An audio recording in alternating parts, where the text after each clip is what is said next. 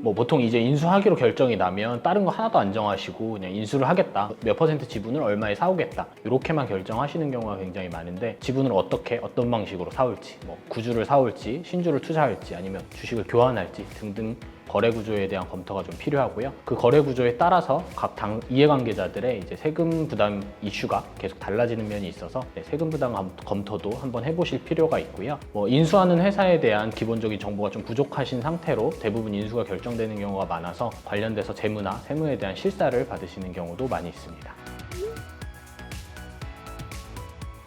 대부분 뭐 결국 이제 대표님들이 설명하시는, 상대 대표님이 맞다고 하는 이야기들을 근거로 해서 인수가 결정되는 경우가 많아서 회계법인에서 이제 재무 정보를 들여다보고 재무제표가 잘못된 부분이 없는지 확인하는 과정을 많이 거치고요. 회사가 뭐 고의로 일부러 재무 정보를 속인다 이런 개념보다는, 특히 외관법인이 아닌 경우에는 회사가 오류로 혹은 실수로 인해서 재무 정보를 잘못해서 기재하는 경우도 굉장히 많기 때문에 확인하실 필요가 있고요. 단순한 재무 정보의 오류를 떠나서 이후에 이제 법인을 계속 운영해야 되는 관점에서 어떤 부분이 취약점이 있는지, 어떤 부분이 강점이 있는지, 무엇을 신경 써야 하는지를 알 수 있는 좋은 기회이기도 합니다. 네, 뭐 반드시 현금으로 줘야 하는 건 아니고요. 무엇으로 주어도 상관없고 가장 많이 사용하는 방식이 현금인 거고, 그 다음 이제 주식으로 대가를 지급하는 경우도 굉장히 많이 있습니다. 가끔 이렇게 세팅을 해서 가져오시는 경우가 종종 있어요. 이제 주당 단가가 다 다르게 결정이 된 상태로 인수를 결정하시는 경우인데, 기본적으로 비특수관계자고 거래가액 차이가 크지 않다면 큰 문제는 없지만, 거래가액이 큰 경우 혹은 특수관계자가 껴있는 경우에는 반드시 세무검토를 사전에 받으시고 거래가액을 확정하시는 게 좋습니다. 아무래도 인수하시는 분 입장에서는 세금이 발생하진 않지만, 피인수자, 즉 주식을 양도하시는 분 입장에서는 거액의 세금이 발생할 수 있기 때문에 법인이면 법인세, 개인이면 양도세가 나올 거라서요. 이 부분에 대한 검토를 받으시는 게 좋습니다. 주식을 교환한다면 결국 쌍방이 모두 양수자이자 동시에 양도자가 되는 개념이어서, 양수자 입장에서는 세금이 발생하지 않지만 양도자 입장에서 본인이 기존에 보유하고 있던 주식을 판매하는 관점에서 세금이 발생하므로 양쪽이 다 쌍방의 세금이 발생한다고 생각하시면 됩니다. 주식을 지급한다고 해서 세금을 아낄 수 있는 건 아니라고 생각하시면 좋고요.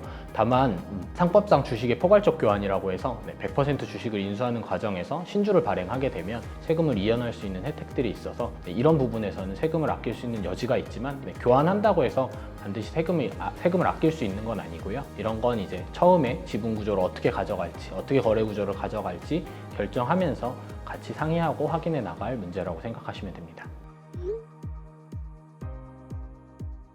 되게 어려운 질문인데요. 사실 현재 지분 구조가 이제 어떻게 되어 있는지, 그리고 목표 지분 구조가 어떻게 되는지, 각 계열사의 현재 세무상 시가와 상증법적 평가액이 어떻게 되는지, 기타 뭐 여러 가지 이해관계자들의 재반 상황이나 무엇을 원하는지에 따라서 너무 많이 달라지는 부분이어서요. 이건 전반적으로 원하시는 구조, 그리고 바꿀 수 있는 부분 등에 대해서 충분히 이야기를 나누고 깊은 검토가 필요한 영역이라고 생각하시면 좋을 것 같습니다.